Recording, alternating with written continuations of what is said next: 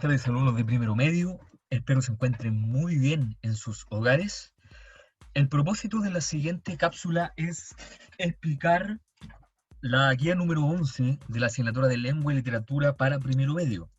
Recuerden que esta guía es colaborativa y se realiza en conjunto con otras actividades de la asignatura. Estamos en la guía de la tercera semana de agosto. Entonces vamos a comenzar ya para poder explicar el concepto clave, objetivo de aprendizaje y también la actividad principal de la guía. La guía es la número 11 que corresponde, como ya dije, a la semana del 24 al 28 de agosto. ¿Cuál es el objetivo de aprendizaje de esta sesión? Es analizar y evaluar textos de los medios de comunicación como noticias, reportajes, cartas al director, textos publicitarios o de las redes sociales, que corresponde al objetivo de aprendizaje número 10 de la asignatura. Entonces, vamos ahora a explicar el concepto clave. Recuerden que todas las clases tienen un concepto clave que nos ayuda a esclarecer, nos ayuda a resolver de mejor manera las actividades que presenta cada guía. Y el concepto clave de esta clase es la columna de opinión. ¿Qué es la columna de opinión? La columna de opinión es un texto que aparece en los medios de comunicación, generalmente prensa escrita como periódicos o diarios de prensa, en donde un autor que tiene cierta experticia en un tema, que tiene cierto conocimiento previo, que tiene estudios universitarios, que tiene formación académica en cierto tema, que puede ser cualquier tema cultural, social, político o médico, expone un hecho y también una crítica o un punto de vista particular sobre este hecho. La columna de opinión aparece de forma frecuente en un medio de comunicación, puede aparecer de forma semanal, quincenal o de forma también mensual. ¿Cuáles son las dos características principales que tiene la columna de opinión? Que primero, mezcla exposición, que es propio de un texto argumentativo, informa acerca de hechos, de alguna situación, de alguna noticia que esté sucediendo a nivel internacional, que esté afectando a alguna comunidad, pero no tan solamente informa acerca de hechos, sino que también el autor expone alguna opinión o comentario o alguna crítica, algún cuestionamiento sobre este hecho. Otra característica principal de este tipo de texto es que el autor es una persona que sabe del tema. ¿Ya? Es una persona que tiene cierta autoridad en el tema que está exponiendo. Por ejemplo, a causa de la pandemia sanitaria, actualmente en los medios de comunicación, en prensa y también en televisión, han aparecido médicos, han aparecido expertos en salud pública, expertos en epidemiología, que dan su opinión con respecto a cómo el gobierno de Chile está manejando el tema de la pandemia para poder disminuir los contagios, para evitar que colapse el sistema público de salud. Entonces, estas personas, justificando su opinión en su autoridad, ya que son médicos, saben del tema, van y opinan y critican y dan su opinión para poder orientar también la forma de pensar de los ciudadanos y de las personas que leen la columna. Siempre tienen que pensar, siempre tienen que tener en cuenta que una columna de opinión mezcla exposición y argumentación, y la persona que emite esta opinión está investida de cierta autoridad, tiene cierta experticia, tiene cierto conocimiento, tiene quizá alguna formación académica, estudió alguna carrera, o quizás no tan solamente de forma profesional está catalogado como un experto, sino que su quehacer profesional, sus vivencias, lo que él realiza diariamente, está relacionado también, y eso le da cierta autoridad para poder opinar en la columna de opinión. La columna de opinión también es importante, chiquillos, siempre va firmada, siempre va con el nombre real de la persona que está redactando la noticia, es decir, se hace cargo y es responsable de las opiniones que emite. Luego del concepto clave de columna de opinión, vamos a ir a la explicación de la actividad. La actividad de la semana de hoy está basada en el texto "Cómo son las nuevas familias chilenas", que está escrito por la autora Florencia Herrera. Este texto es un texto de tipo informativo y argumentativo, Y es una columna de opinión que extraje de una página web que habla acerca del concepto de la familia actual y cómo éstas van evolucionando a través del tiempo. Entonces, yo les voy a leer brevemente en qué consiste este texto para que después lo vayamos comentando y analizando. La familia donde un hombre conoce a una mujer, se casan y tienen hijos ha ido cambiando. El concepto, según la Declaración Universal de los Derechos Humanos, es el elemento natural y fundamental de la sociedad y tiene derecho a la protección de la sociedad y el Estado. Así es como la definición y la composición de la familia ha cambiado en distintos países del mundo y en Chile. El hecho de que ya no existe la familia, sino que las familias, es el hecho más significativo en este tránsito. Diversas. Lo primero que hay que reconocer que en Chile y en el mundo hay múltiples formas de conformar la familia y hay que hacer hincapié en que las familias en los últimos años han tenido un cambio muy importante en cuanto al reconocimiento social.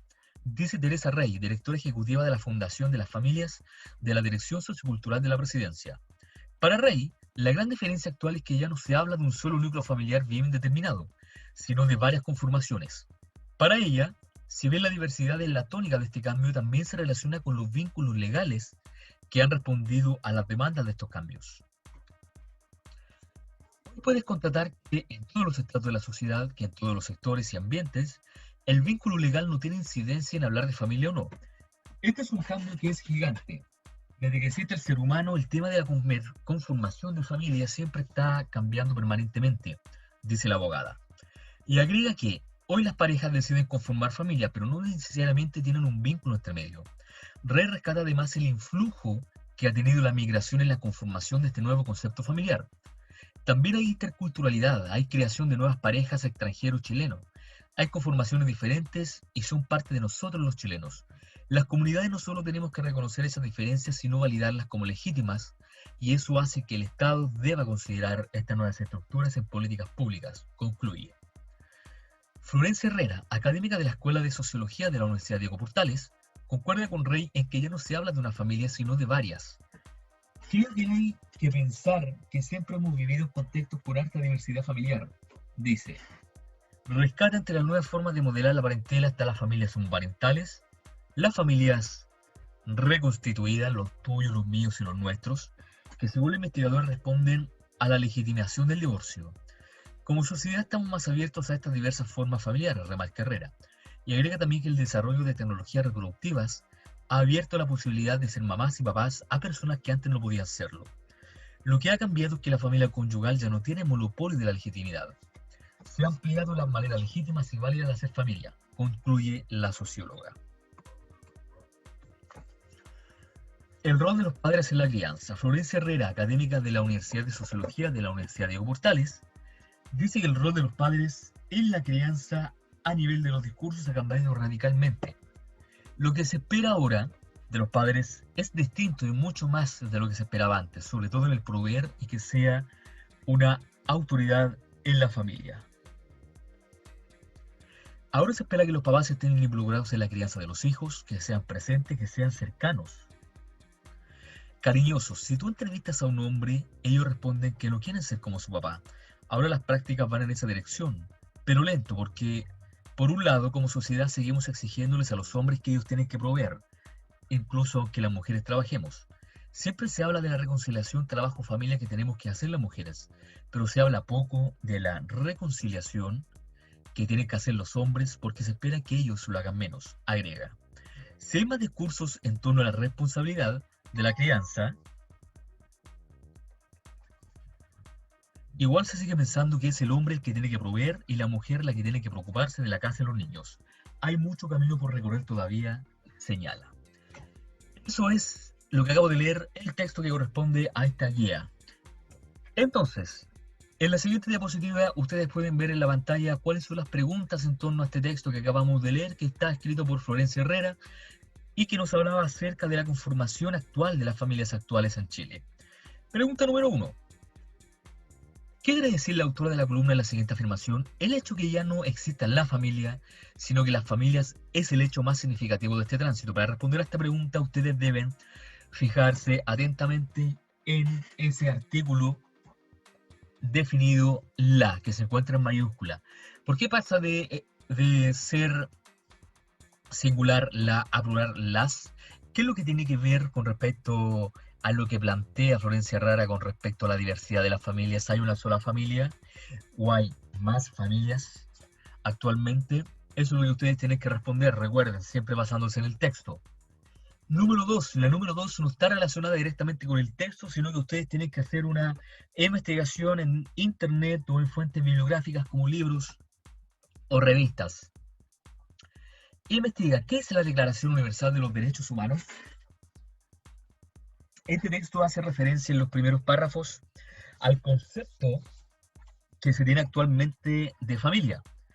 Y para definir y para recurrir a un concepto de familia, ellos hacen referencia a la Declaración Universal de los Derechos Humanos. ¿Qué es esta declaración? ¿Cuándo se firmó y en qué consiste?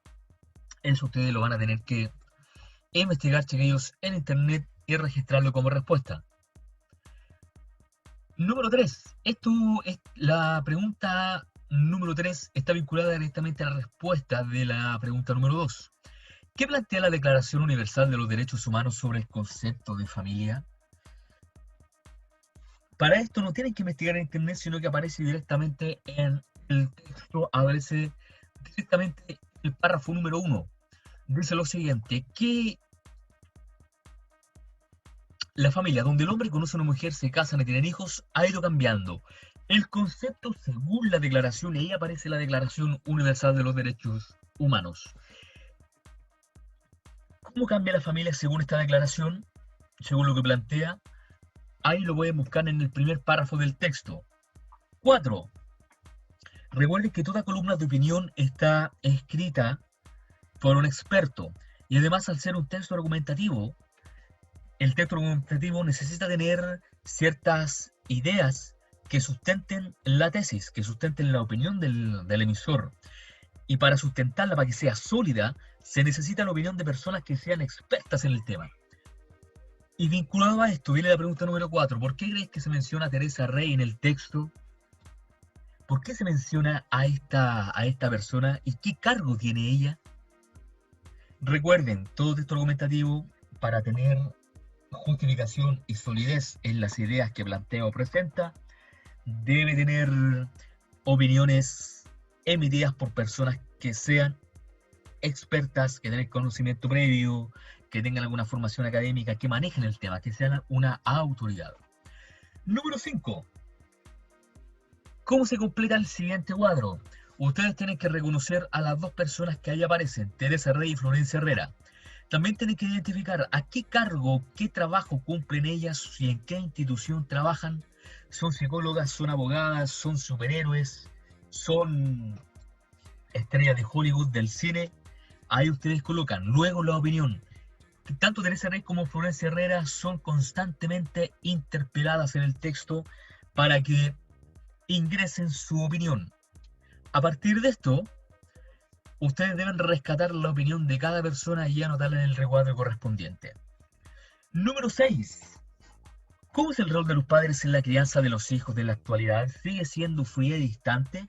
¿O el rol del papá o el rol de los padres ha cambiado un poco y la relación con sus hijos es diferente a hace unos años atrás? Como pista, esto aparece en el último párrafo, el rol de los padres en la crianza del texto. Ahí les va a aparecer la información para responder a esa pregunta. Y en la número 7 también, de acuerdo con lo planteado en el último párrafo del texto, ¿cuál es el prejuicio en torno a la crianza de los hijos que aún se mantiene en las familias chilenas? ¿Cómo se responde a esta pregunta? Se responde de la siguiente forma. Ustedes van al párrafo y buscan la información, pero primero yo les voy a explicar cómo se define un prejuicio. ¿Qué es un prejuicio? Un prejuicio, chiquillos, es una idea previa de que uno como persona tiene frente a una persona o alguna realidad. Un prejuicio, por ejemplo, es cuando yo pienso algo previo a una persona sin conocerla. Por ejemplo, que yo dijera, ¿saben qué? Yo pienso que esa persona tiene mucho dinero porque tiene un auto del último modelo, pero sin conocer a esa persona. Entonces, eso es un prejuicio, ¿ya? Una idea previa en torno a algo, sin conocerlo. Entonces, ¿cuáles son los prejuicios que quedan en torno a la crianza de los hijos en la familia chilena que aún se mantienen? Esa información también la extraen de este párrafo que aparece al final del texto. Bueno, chiquillos, cualquier consulta o pregunta me pueden hablar por WhatsApp, por Instagram. Espero que les vaya muy bien. Recuerden enviarme esta guía hasta el 28 de agosto. Saludos y gracias por su atención. Que les vaya muy, muy